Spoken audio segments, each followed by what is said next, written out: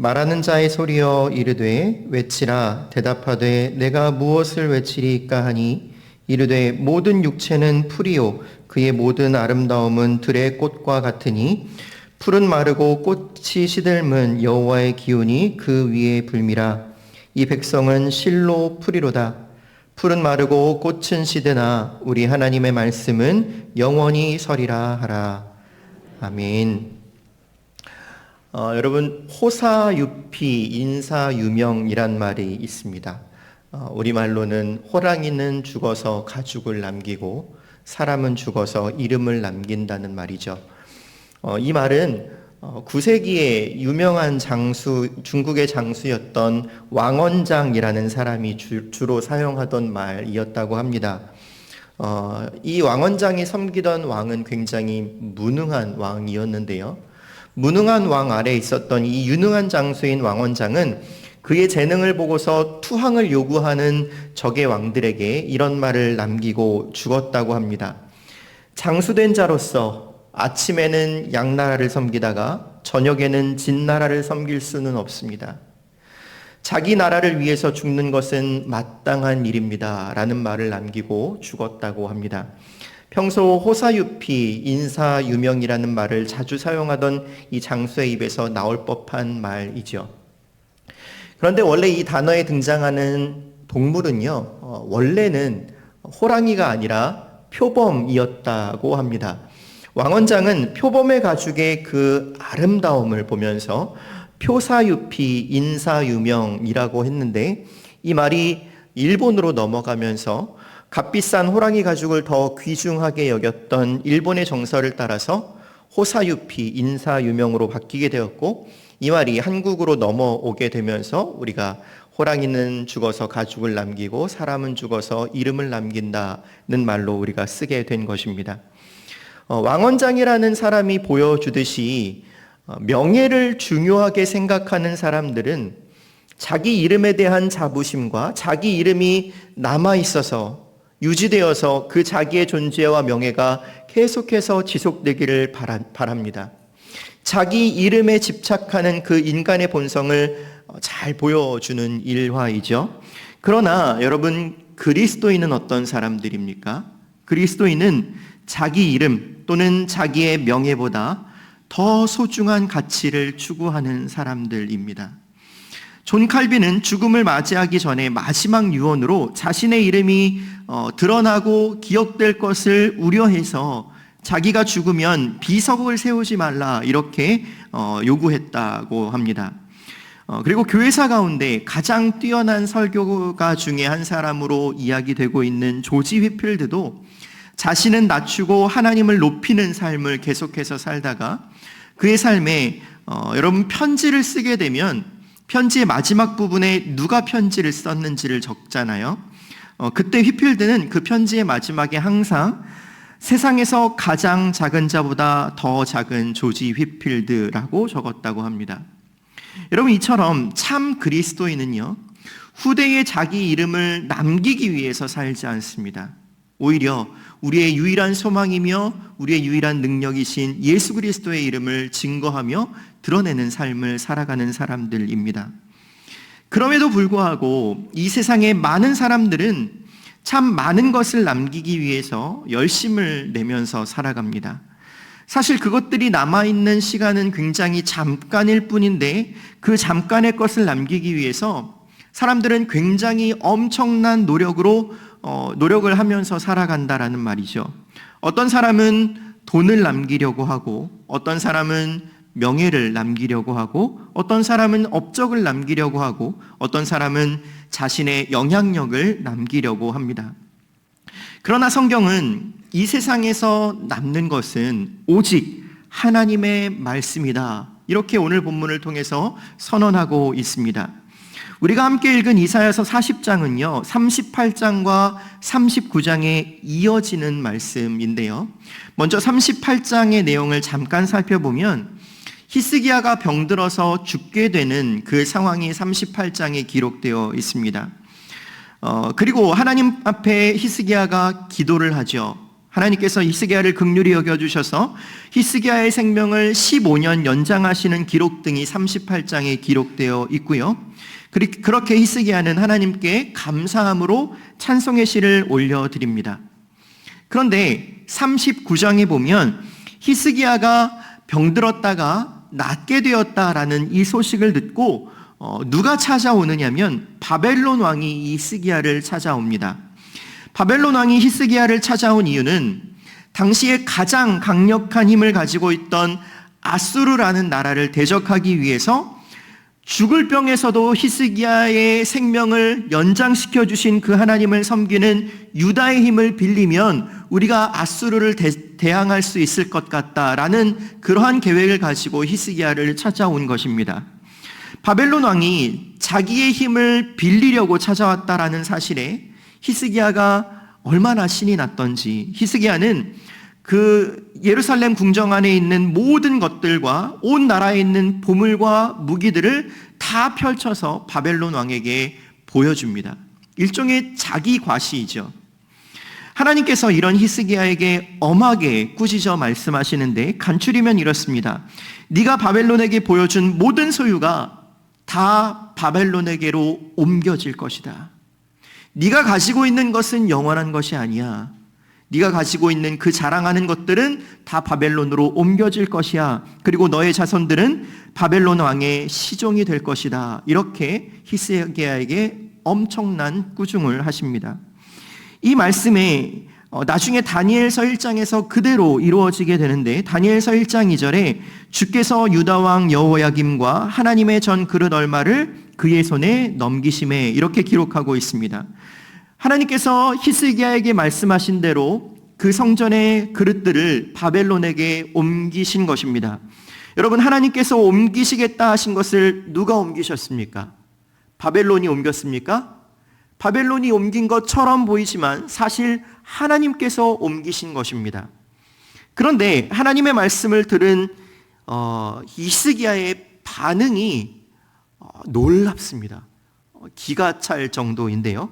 이사야서 39장 8절을 보면 이렇게 말씀합니다. 히스기야가 이사야에게 이르되 당신이 이른바 여호와의 말씀이 좋소이다 하고 또 이르되 내 생전에는 평안과 견고함이 있으리로다 하니라, 이렇게 말씀합니다. 쉽게 말하면 이런 것입니다.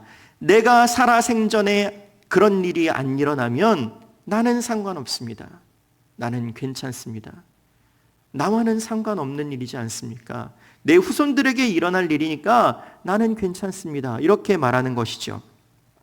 여러분, 어떻게 히스기야 왕이 이렇게 반응할 수가 있었겠습니까? 하나님께서 죽음에서 건져서 생명을 누리게 하셨는데 어떻게 이런 반응이 히스기야에게서 나올 수 있었는지 잘 모르겠습니다. 그리고 나서 40장에서 하나님께서 이 말씀을 주십니다. 1절에 너희의 하나님이 이르시되 너희는 위로하라, 내 백성을 위로하라, 이렇게 말씀하십니다. 아직 바벨론에게 잡혀가지도 않은 백성들에게 먼저 위로와 회복의 말씀이 선포되는 것입니다. 여러분, 38장과 39장 그리고 이 40장에는 약간 시간적인 간격이 있는데 약 10년이라는 시간의 간격이 있습니다. 하나님께서 너희를 바벨론으로 포로가 되게 할 것이다 라고 말씀하시고 나서 약 10년이 지난 뒤에 이 말씀을 하신 것입니다. 너희의 하나님이 이르시되 너희는 위로하라, 내 백성을 위로하라. 아직 예언의 말씀이 이루어지려면 아직도 한참이나 남았는데 먼저 하나님께서 회복과 구원을 말씀하시는 거죠. 이런 하나님의 방식은 성경의 여러 곳곳에 등장하는 방식입니다. 창세기 15장에서 하나님께서 아브라함과 언약을 맺으실 때의 장면을 보면 아브라함에게 하나님께서 이렇게 말씀하셨습니다. 여호와께서 아브라함에게 이르시되 너는 반드시 알라, 내 자손이 이방에서 객이 되어 그들을 섬기겠고 그들은 400년 동안 내 자손을 괴롭히리니 그들이 섬기는 나라를 내가 징벌할지며 그 후에 내 자손이 큰 재물을 이끌고 나오리라, 이렇게 말씀하십니다. 여러분, 이것이 누구에게 하신 말씀이라고요? 아브라함에게 하신 말씀이죠. 아브라함의 아들 이삭, 이삭의 아들 야곱, 야곱의 아들 요셉의 때에 비로소 그때에 애굽으로 건너가서 그 후로도 400년이라는 시간이 지나야 벌어질 일들에 대해서 지금 하나님은 아브라함에게 먼저 그 이야기를 하고 계시는 것입니다. 하박국에게도 마찬가지였습니다. 하박국 2장 3절에 보면 이 묵시는 정한 때가 있나니 그 종말이 속히 이르겠고 결코 거짓되지 아니하리라. 비록 더딜지라도 기다리라. 지체되지 않고 반드시 응하리라. 이렇게 말씀하셨습니다. 이런 하나님의 말씀에 하박국이 이렇게 대답합니다. 여호와여, 내가 주께 대한 소문을 듣고 놀랐나이다. 여호와여, 주는 주의 일을 이 수년 내에 부응하게 하옵소서. 이 수년 내에 나타내시옵소서. 진노 중에라도 긍휼을 잊지 마옵소서. 여기서 사용되는 이 부흥이란 단어는요, 사실 우리가 생각하는 그런 어떤 영적인 풍성함을 뜻하는 단어가 아닙니다. 여기서의 부흥은 멸망을 의미하는 단어죠. 하나님께서 그 종말의 때가 이를 것이고 반드시 그때가 올 것이다라고 말씀하셨고, 하박국이 그 말씀에 반응하여서 하나님, 그때가 언제인지는 모르지만 그것이 하나님의 뜻이라면 반드시 속히 그때가 오게 해주십시오, 이렇게 말하고 있는 것입니다. 하나님의 진노가 임할 때 그때가 언제인지는 모르지만 진노 중에서라도 하나님, 우리 민족에게 긍휼을 잊지 말아 주십시오, 이렇게 고백하는 거죠. 이처럼 하나님은 미리 일어날 일들에 대해서 먼저 말씀하시고 나서 그 시간 동안 믿음의 사람들에게 믿음을 요구하시는 것 같습니다. 오늘 본문도 마찬가지죠. 40장 위에 보시면, 표제어 부분을 보시면 BC 690년이라고 적혀 있는 것을 보실 수 있을 텐데요. 바벨론으로 포로가 되어서 끌려갈 때가 약 BC 605년입니다. 그러려면 아직도 85년이라는 시간이 남아있고 그 후로도 70년이라는 시간이 지나야만 다시 귀환이 시작되게 될 것인데 그 이야기를 이렇게 먼저 하신다라는 말입니다. 그 위로의 내용이 2절 말씀입니다. 2절에 너희는 예루살렘의 마음에 닿도록 말하며 그것에게 외치라. 그 노역의 때가 끝났고 그 죄악이 사함을 받았느니라. 그의 모든 죄로 말미암아 여호와의 손에서 벌을 배나 받았느니라 할지니라 하시니라. 아멘. 그리고 이 위로의 선포는 비단 바벨론에서 귀환할 때까지의 위로가 아니라 3절에서 보시는 것처럼 예수 그리스도께서 등장하시기까지 세례 요한의 입을 통해서 계속해서 선언되는 회복의 말씀입니다. 그런데 2절에서 노역의 때가 끝났고 죄악의 사함을 받았고 벌을 충분히 받았다 하는 말씀까지는 어느 정도 이해가 되는데 그 뒤의 내용을 보면 이 위로의 말씀과 조금 어울리지 않는다라는 생각이 듭니다. 오늘 본문의 말씀을 우리가 함께 살펴보면 6절에 하나님께서 외치라, 이렇게 이사야에게 말씀하시죠. 그래서 이사야가 대답합니다. 하나님, 무엇을 외쳐야 합니까? 그러자 하나님께서 하시는 말씀이 모든 육체는 풀이요 그의 모든 아름다움은 들의 꽃과 같으니 풀은 마르고 꽃은 시들면 여호와의 기운이 그 위에 불미라. 이 백성은 실로 풀이로다 라고 외치라고 시키십니다. 여러분, 위로라고 하기에는 뭔가 부족한 것 같지 않습니까? 용기를 북돋아주고 회복을 선포하고 은혜를 약속해도 모자랄 텐데 육체는 풀이며 모든 아름다움은 들의 꽃과 같은데 풀은 마르고 꽃은 시든다라고 외치라, 이렇게 이사야에게 말씀하고 계시는 겁니다. 무언가 위로라고 하기에는 부족한 것처럼 보이지만 여러분, 여기에 진짜 하나님의 위로와 진리가 담겨져 있습니다. 여러분, 39장에서 히스기야가 바벨론 왕에게 자랑한 것이 무엇입니까? 보물과 무기들입니다.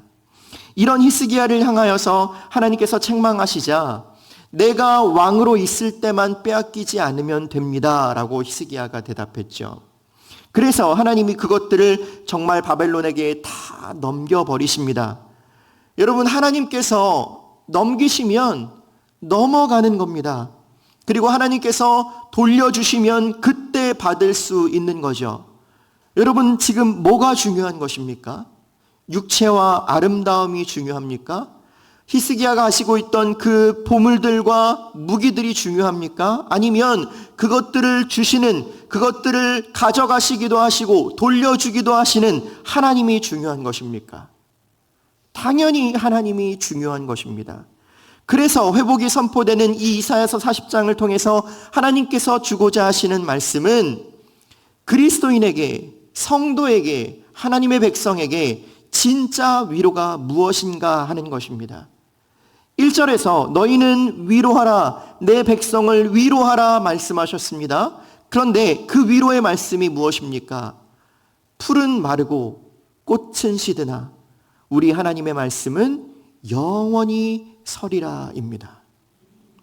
하나님께서 아직 바벨론에게 잡혀가지도 않은 유다 백성들에게 너희가 잡혀가고 나서 때가 되면 내가 너희를 다시 돌아오게 할 테니 너희가 붙들어야 할 것, 가장 중요하게 생각해야 할 것, 너희의 진정한 위로가 무엇인지를 너희가 알라, 이렇게 말씀하고 계시는 것입니다. 여러분, 무엇이 그들에게 위로였습니까?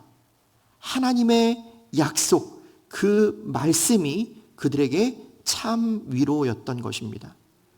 여러분, 하나님께서 아브라함에게 하신 그 언약의 말씀 중에 무엇이 아브라함에게 위로가 됩니까? 반드시 내가 그들을 구원할 것이다. 그 약속의 말씀이 진정한 위로인 것입니다. 하나님의 말씀을 받아 선포하는 그 선지자들을 통해 하나님의 말씀이 선포되었고, 이 말씀들은 성령의 감동하심과 역사 속에서 일하시는 하나님의 섭리를 따라서 우리에게 성경 66권으로 주어졌습니다. 여러분, 하나님께서 주시는 이 말씀이 바로 성도인 우리에게 유일한 위로인 것입니다. 더 정확히는 육체 안에 있는 우리가 영이신 하나님을 알 수 없기에 하나님께서 우리로 하여금 자신을 알게 하시기 위해서 스스로를 드러내신 그 하나님의 말씀이 바로 우리에게 진정한 유일한 위로가 되는 것입니다. 말씀을 통해서 하나님 나라의 백성들에게 약속하셨고 그 약속의 말씀이 우리에게 위로가 되는 것입니다. 예수님께서 승천하셔서 하늘로 올라가시면서 내가 반드시 다시 올 것이다 라고 말씀하신 그 약속, 그것이 바로 성도의 유일한 위로인 거죠. 사람은 역사를 따라서 계속해서 태어나고 죽고를 반복하지만 이 하나님의 약속, 신실하신 약속의 말씀은 모든 세대를 아우르고 주 예수를 믿는 모든 자들에게 소망이 되며 능력이 되고 위로가 됩니다. 그래서 우리는 당장 우리 눈앞에 펼쳐져 있는 우리에게 즐거움을 주는 풀들과 꽃들을 붙들고 살 것이 아니라 우리 하나님의 말씀, 이 약속의 말씀을 붙들고 살아가야 하는 것입니다. 이사야서 43장에서 하나님께서 이런 약속의 말씀을 주셨습니다. 이사야서 43장 1절과 2절에 야곱아, 너를 창조하신 여호와께서 지금 말씀하시느니라. 이스라엘아, 너를 지으신 이가 말씀하시느니라. 너는 두려워하지 말라. 내가 너를 구속하였고 내가 너를 지명하여 불렀나니 너는 내 것이라. 내가 물 가운데로 지날 때에 내가 너와 함께할 것이라. 강을 건널 때에 물이 너를 침몰하지 못할 것이며 내가 불 가운데로 지날 때에 타지도 아니할 것이요 불꽃이 너를 사르지도 못하리라. 아멘. 하나님께서 그의 백성들을 향하여 뭐라고 말씀하셨습니까? 너는 내 것이라 말씀하셨습니다. 네가 물 가운데로 지날 때에 내가 너의 모든 물들을 다 말려주리라, 그렇게 말씀하시지 않죠.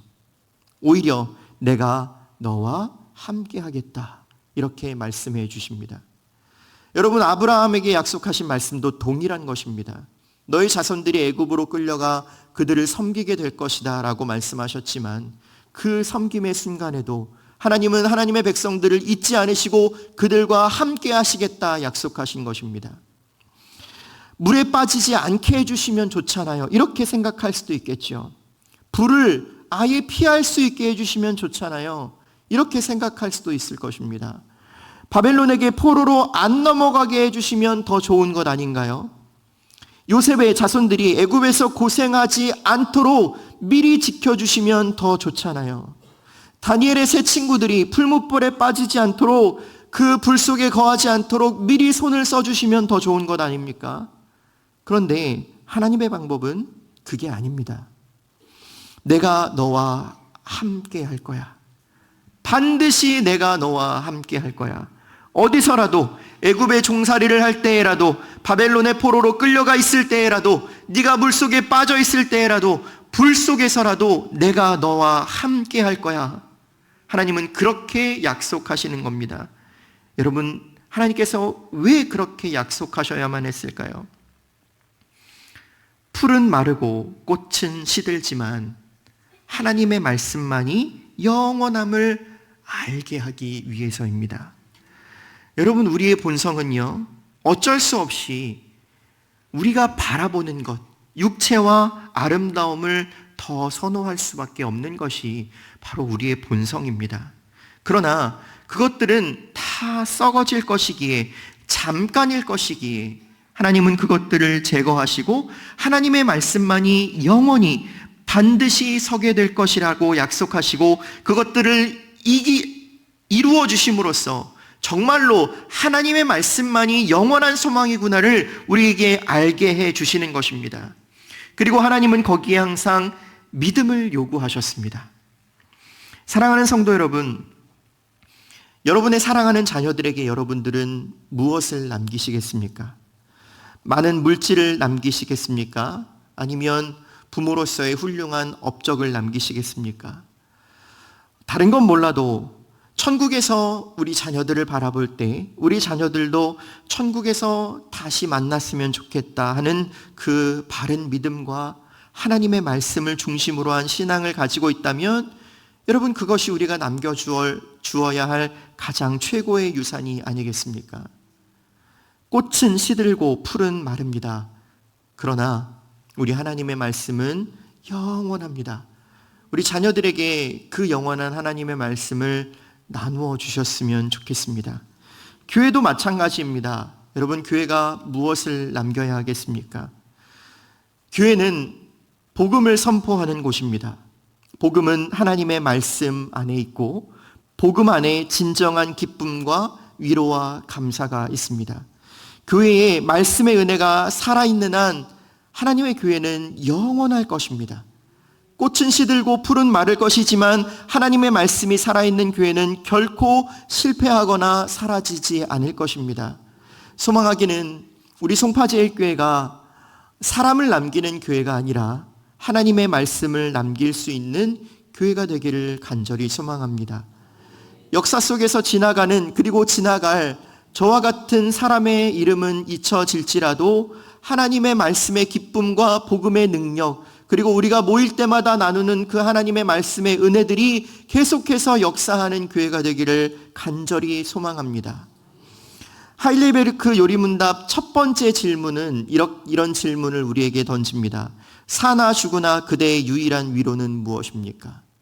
여러분, 왜 하이델베르크 요리문답의 가장 첫 번째 질문이 유일한 위로가 무엇인가를 우리에게 말씀하고 있을까요? 그리고 하이델베르크 요리문답은 이렇게 대답합니다. 그것은 사나 죽으나 나의 몸도 영혼도 나의 것이 아니요 나의 신실하신 구주 예수 그리스도의 것이라는 사실입니다.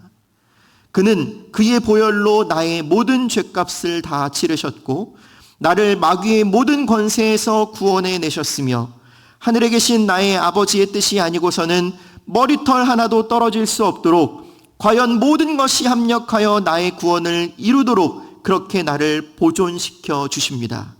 그러므로 그는 그의 성령으로 말미암아 나로 하여금 영생을 확신하게 하시며 이제부터 그를 위하여 살기를 진정으로 바라도록 만드시고 또한 그렇게 살 준비를 갖추도록 만드시는 것이 유일한 위로입니다 라고 대답하고 있습니다.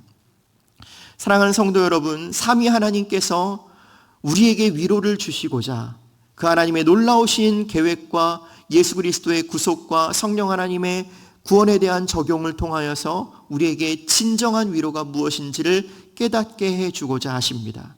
그리고 하나님께서 주시는 이 말씀을 통하여서 계속 그 위로가 무엇인지를 우리에게 가르쳐 주시죠.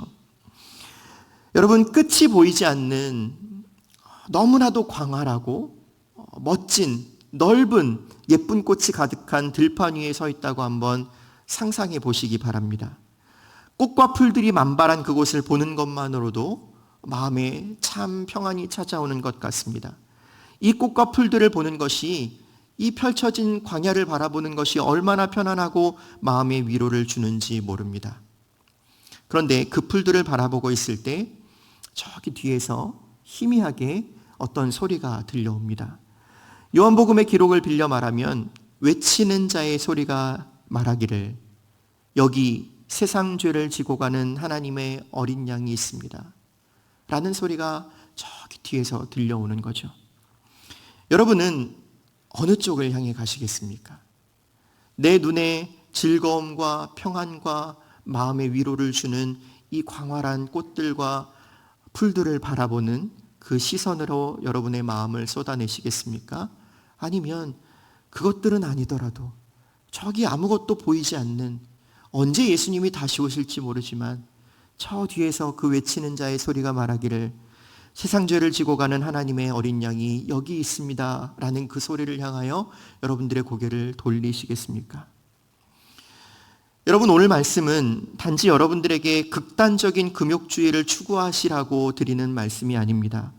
하나님의 말씀, 그 약속에 근거한 하나님의 함께 하심이 여러분들에게 최고의 위로가 되기를 소망하며 하나님께서 주시는 말씀을 전합니다.